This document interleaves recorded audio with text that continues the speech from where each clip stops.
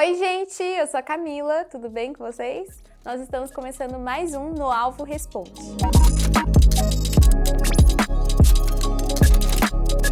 Ô mãe, eu não consigo atender agora, tá bom? Nossa, eu vou dar um trabalho pra você. Esse quadro serve pra gente responder as perguntas que vocês mandam pra gente sobre vida com Deus, sobre o podcast em si, os bastidores, perguntas em geral que vocês mandam pra gente e a gente tá aqui pra responder vocês. A primeira pergunta, contem um pouco da história de vocês. Vou contar a minha história, tá bom? Aí os outros participantes, quando eles vierem no Responde, eles contam a história deles pra vocês. Eu sou a Camila, como disse no começo do vídeo, eu tenho 22 anos. Nasci em Jacareí, mas não morei lá. Quer dizer, morei lá até os 2 anos, mas eu não lembro. E depois morei em Guararema. E de Guararema eu vim pra Taubaté. E lá em Guararema foi onde eu passei a maior parte da minha vida e eu tive uma família assim maravilhosa. Tenho ainda, né? Mas eu tive uma infância muito boa, uma adolescência muito legal. E também uma adolescência e uma infância guardada nos caminhos de Deus. Então, meu pai era pastor e eu sempre fui cristã. Só que eu tive que ter a minha própria experiência com Deus. E foi com 13 anos quando eu tive a minha primeira experiência com Deus em uma conferência em Cruzeiro. E nessa conferência foi onde eu conheci o apóstolo Cristiano. E depois eu fui para outra conferência, numa igreja chamada Gravidade Zero. Acho que é Suzano, né? Não lembro. Arujá. Em Arujá. E aí, lá eu conheci a apóstola Leila e a gente foi convidado para vir pro Sonho de Deus. Quando a gente veio para cá, a gente entendeu que a nossa família fazia parte desse ministério e que o nosso chamado e o propósito estavam conectados. Então, nós viemos para Taubaté e hoje estou aqui. É minha história simplificada, tá bom? Próxima pergunta. Como foi para vocês viver o que Deus tinha para cada um? Para mim, é assim, um processo bem... Eu gostaria de falar, assim, só as partes boas, mas também tem as partes que custam mais. Não são ruins, mas são partes que custam mais e são mais difíceis. Então, viver aquilo que Deus tem é você também saber renunciar a algumas coisas. Mas é melhor obedecer do que sacrificar. Preguei uma vez sobre isso, hein? Depois vocês dão uma olhadinha na pregação. Mas é melhor obedecer do que sacrificar. E eu acredito que isso também traz alegria. Sabia que na obediência a gente se alegra também? E somos protegidos? Então, pra mim é assim, viver aquilo que Deus tem pra mim. Terceira pergunta. Como podemos discernir as coisas em Deus? Como sonhos, possíveis respostas, etc. Boa pergunta! Muito boa essa pergunta. Inclusive, eu me fiz essa pergunta por muitos anos. Eu acredito que para você saber discernir as coisas em Deus, é exatamente estar em Deus. Então, se você quer discernir uma coisa em Deus, você tem que estar em Deus. Se você está em você mesmo, como você vai discernir uma coisa que não está em você? Entendeu? Faz sentido? Faz sentido? Como assim, Camila? O que significa estar em Deus?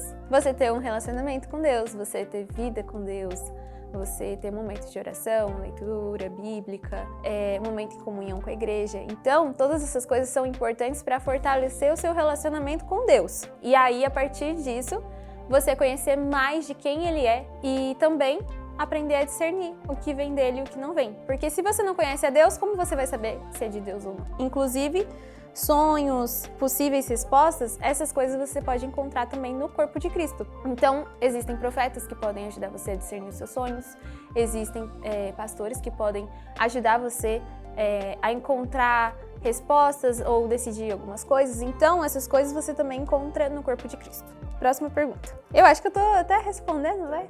Tô indo bem, vai. Como vocês lidam com momentos em que parecem estar longe de Deus? Eu choro, mas eu não só choro. Eu faço coisas também pra mudar isso. Então, como assim?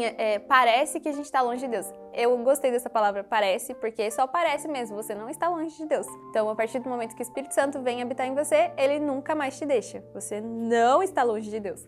Mas, você pode sim estar meio frio na fé, pode estar meio assim, apático e tudo mais. E como você pode mudar isso? Eu vou dar uma dica que eu uso. Eu oro. Então, eu falo assim, Deus, me ajuda a sair dessa. E faço aquilo que precisa ser feito. Então, leio mais a Bíblia, busco mais a presença do Senhor e também converso com pessoas que são líderes, pastores, ministros. Eles podem ajudar a gente nesse processo. Então, de novo, fique em corpo. Próxima pergunta. Já tiveram dúvidas sobre o propósito ou chamado de vocês? Como enfrentaram isso? Sim, já tive muitas dúvidas. Quando, inclusive na adolescência, a gente sempre tem tantas coisas na cabeça, né? E aí é muito difícil, às vezes, enxergar as coisas com clareza. Então, de novo, minha resposta vai ser a mesma. Estar em corpo, porque foi estando em corpo que eu consegui ter clareza de algumas coisas que eu não tinha sozinha. Então, muitas vezes, você tem um relacionamento muito legal com Deus, você consegue discernir muito bem as coisas, mas existem coisas que são ainda dúvidas na sua mente e que não estão tão claras. Então, estar em corpo me ajudou a discernir muitas coisas que eu não tinha conseguido discernir sozinha. Mesmo Deus me dando a resposta, eu não sabia discernir aquela resposta. Então, as pessoas que também portam a Cristo me ajudaram a discernir coisas que eu não conseguia discernir sozinho. E você também pode ter isso. Qual foi o momento mais marcante da sua caminhada com Deus até hoje? O meu momento mais marcante? É difícil essa. Eu achei difícil. Tem que ser só um. O meu momento mais marcante de todos.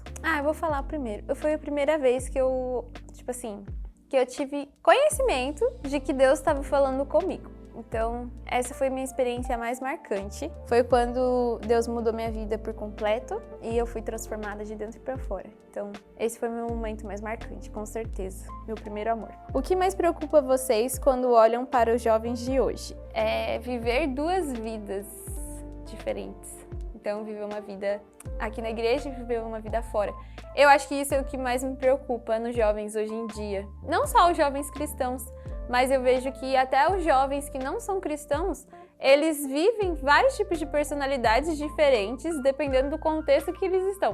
Não tem problema você se adaptar ao ambiente que você tá. Claro que você não vai de pijama, mesmo que seja decente para a faculdade, porque é um ambiente mais formal, deveria ser, no caso, né? Você deveria se arrumar mais para a faculdade, né, gente? Networking. Mas, assim, não tem problema você se adaptar na forma de falar, se é uma forma mais formal, informal. Mas eu tô falando de mudar mesmo o seu caráter. Então, tipo assim, aceitar coisas que você não aceitaria, fazer coisas que você não faria, só pra se adaptar e se adequar àquele meio. Então, eu acho que tanto dentro da igreja quanto fora da igreja, o que mais me preocupa seria esse dualismo que fala? Dualismo. Então, eu acho que me preocupa isso. A gente precisa ser verdadeiro, gente. Como é a interação de vocês na hora de gravar os episódios? Gente, a gente é bem, assim, engraçadinho, geralmente. Não é? Bom, eu acho que o pessoal do podcast é bem legal de se conviver. São pessoas engraçadas, leves, criativas. Então, é bem legal, assim, fazer parte dessa equipe. A gente não é aquele tipo de equipe, assim, que fica falando de coisas, assim, muito profundas. A gente fala de coisas profundas, mas não de um jeito muito sério. A gente fala de um jeito bem descontraído.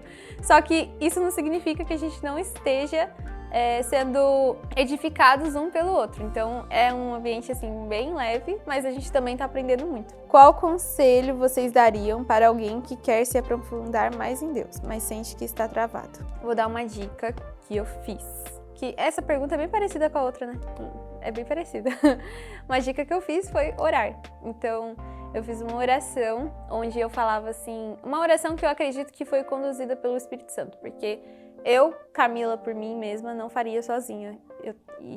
Não sei se vocês têm essa coisa também de sentir, às vezes, de ser conduzido pelo Espírito na hora de orar. Mas é uma experiência muito legal.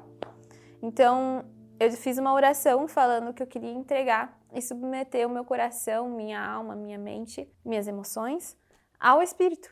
Às vezes a gente tá travado porque a gente tá no controle dessas coisas. E a gente não precisa estar no controle dessas coisas o tempo todo. A gente pode submeter o nosso coração, as nossas emoções, nossos pensamentos ao Espírito. Se você tá travado, é porque você não tá se movendo pelo Espírito. Então entrega isso ao Espírito. É isso. Então é isso, gente. Terminamos as perguntas por hoje. E se você quer participar do próximo vídeo do No Alvo Responde, segue a gente no Instagram para você mandar as perguntas por lá. E também acompanha a gente pelo nosso canal no YouTube. É isso. Tchau!